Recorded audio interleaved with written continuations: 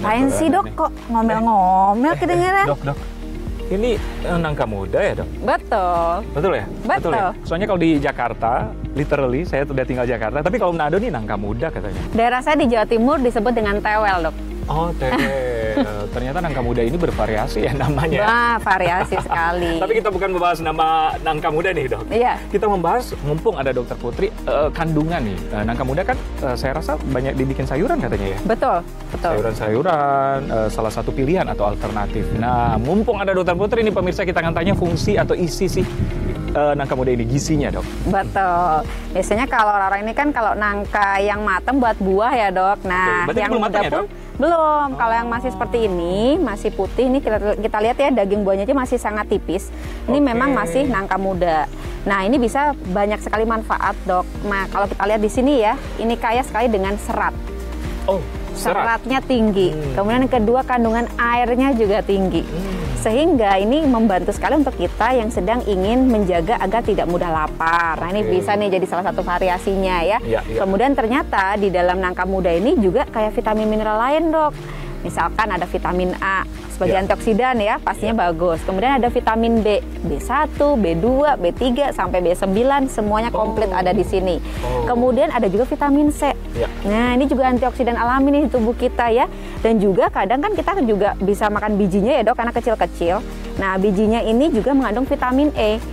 Nah, jadi vitamin A, C, E itu kalau dikombinasi, ketiganya itu akan memiliki fungsi antioksidan yang luar biasa. Setuju. Jadi memang kompleks banget ternyata nangka muda ini ya. Betul, dan juga dia tidak hanya kayak vitamin, tapi juga kaya dengan mineral.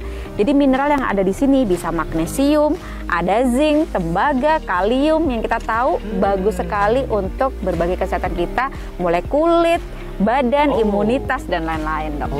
Oke, saya baru tahu nih. Ternyata fungsi nangka muda banyak sekali. Banyak sekali. Nah, yang menjadi pertanyaan masyarakat mungkin cara mengolahnya dok. Iya kan? Apakah kalau nangka mungkin masak dimakan langsung ya? Wah, jangan dong. Jangan ya? Getahnya masih tinggi nih. Nanti yang jadi ada kita malah nggak dapat manfaat kesehatan, malah terganggu kesehatannya. Oke. Nah, gimana tuh cara memakan dok? Kata dimasak dulu atau gimana? Ya, pastinya ini harus dimasak dengan matang ya dok. Nah, ini variasinya banyak. Ada olahan-olahan masakan yang ditumis, dia dihancurkan dulu kecil-kecil gitu dok. Ada juga kalau di Jogja sering makan gudeg dok. Ya, gudeg. Nah, itu juga bisa nih untuk variasi dari si nangka muda ini. Atau bisa juga di beberapa daerah untuk sayur lodeh. Biasanya dengan kombinasi santan. Betul. Oke. Memang variasi nangka muda ini enak-enak. Enak betul. Sayur lodeh, langsung nih dok. Tapi selain berarti digoreng atau rebus atau dimasak itu tidak apa-apa ya, tidak mengurangi isinya ya? Sebetulnya semua jenis bahan makanan kalau pemrosesannya semakin tinggi suhunya udah otomatis pasti akan ada yang berubah dok. Jadi ketika memasak apapun tuh memang kita harus bijak untuk agar durasinya tidak terlalu lama. Suhunya pun juga kita sesuaikan sesuai kita pengen masak apa nih. Kalau tumis kan suhunya nggak boleh tinggi-tinggi gitu. Kalau digoreng itu suhunya lebih dari 200 derajat dok. Khawatirnya vitamin B, vitamin C-nya banyak yang rusak. Oke dokter, ternyata buah atau sayur nangka muda ini banyak olahannya ya. Betul. Setiap daerah banyak ya. Ada tadi gudeg. Betul, nasi begono. Itu di daerah mana sih? Daerah Pantura biasanya. Oke. Ada juga di sayur santan kayaknya ya? Betul, yang banyak lodeh biasanya ya, di sayur lodeh. Betul. Oke. Nah, yang jadi pertanyaan kan ini banyak manfaatnya untuk kesehatan. Betul. Tapi kalau diolah dengan bahan-bahan yang kayak tadi, santan, itu dianjurkan atau gimana dok? Ya, sebetulnya paling bagus kita mengurangi tambahan santan ya, terutama untuk orang-orang yang memang punya riwayat gangguan pencernaan dok. Punya asam lambung tinggi, itu akan memicu asam lambungnya itu makin meningkat. Gitu. Apalagi kalau sayur lodeh ini kan selain santan, kemudian ada nangka muda, kadang masih dikasih cabai. Nah, itu akan semakin membuat mereka tidak nyaman. Setuju. Jadi kalaupun pada pemirsa ini yang tidak punya riwayat asam lambung yang tinggi dan ingin menikmati sayur lodeh tadi, pilihannya boleh nih memasak satu, santannya dipilih yang encer, jangan yang terlalu kental. Atau yang kedua, kita bisa dengan mengonsumsi, kita ambil nangkanya aja, kuahnya 1 sendok aja, jadi jangan sampai memenuhi si nasinya tadi. Jadi gitu. jangan makan kuahnya doang ya? Ya betul kan, biasanya orang-orang kebanyakan kuahnya ya dok ya. Gitu. Oke, dokter bilang tadi kan ada santan yang dianjurkan yang cair ya? Betul. Tidak terlalu kental, kenapa dok? Ya, karena semakin kental otomatis kandungan lemaknya lebih tinggi dok. Jadi harapannya kalau kita ingin lebih sehat nih untuk menekan asam lambung yang berlebih, atau yang lagi pengen diet tapi lagi pengen masak sayur lodeh, nah itu bisa menjadi salah satu variasi sih dok, agar lebih sehat lagi. Oke, karena mungkin ada masyarakat tertentu atau mungkin kegemaran kan semakin dipanaskan makanan, semakin bercampur, betul. Semakin apa ya? Itu semakin tidak ada bentuk kadang-kadang ya. Tapi malah semakin enak. Betul. Karena kan bumbunya dia semakin merasuk ya. Iya. Tapi kita harus ingat bahwa semakin suhu tinggi, semakin lama pemrosesan, maka beberapa kandungan vitamin juga akan menurun. Sehingga nanti khawatirnya dok, kita hanya mendapatkan kenikmatannya aja, tapi secara kesehatan jadi tidak optimal. Setuju. Di sini kita bukan membahas tidak enak dan enak ya. Memang semakin enak kadang-kadang, karena tergantung selera. Tapi aspek gizinya ternyata kalau dipanaskan terus-menerus akan berkurang. Berkurang, sih betul. Oke dokter, tadi kan ada masakan yang dianggap tidak sehat ya. Betul. Tapi ada nggak masakan yang mencampur dengan nangka muda tapi sehat olahannya? Mungkin daerah tertentu yang menjadi alternatif bagi pemirsa nih di rumah nih. Betul, ada ya. Salah satunya adalah nasi menggono dari daerah Pantura di Jawa Tengah. Nasi menggono? Menggono, betul. Jadi menggono ini ternyata jadi si nangka mudanya ini dia akan dicincang halus. Ya, kemudian dia nanti akan dimasak hanya dengan dikukus bersama bumbu-bumbunya, dok. Jadi otomatis dengan kukusan itu kan dia tidak terlalu tinggi suhunya, sehingga akan tetap lebih menjaga kandungan nutrisi di dalamnya. Oke, dokter Putri, kita akan masuk sekarang pada fakta mitos. Ini sering banget ditanyakan masyarakat tentang nangka muda. Nah, yang pertama katanya nangka muda tidak dianjurkan bagi orang hamil karena menyulitkan proses melahirkan atau kehamilan. Fakta atau mitos? Itu adalah mitos. Ya memang banyak ya yang di luar sana bahwa katanya karena ini itu banyak getahnya, jadi bisa buat lengket rahim. Itu sebetulnya adalah mitos. Tapi ingat, pada beberapa ibu hamil itu memang ada kan biasanya ada gangguan pencernaan dok. Misalkan trimester 1 kan lebih gampang mual muntah ya.